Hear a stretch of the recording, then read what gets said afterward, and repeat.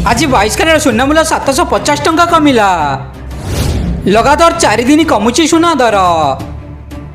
आगको सुना दर हम बहुत बड़ परिवर्तन। दर्शक बंधु आज भारतीय बजार उभय सुना और रूपा मूल्य होइछि बड़ परिवर्तन।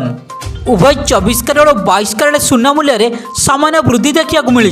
तेज सुना किणवा चाहते नजर पकातु देशर प्रमुख सहर सहित ओडिशार प्रमुख सहर मानक केते रही सुना और रूपा मूल्य।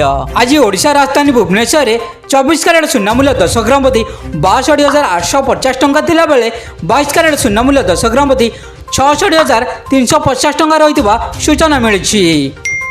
हेले ओडिशार अन्यतम सहर कटक संबलपुर बालेश्वर सुना और रूपा मूल्य बहुत अंतर देखा मिली।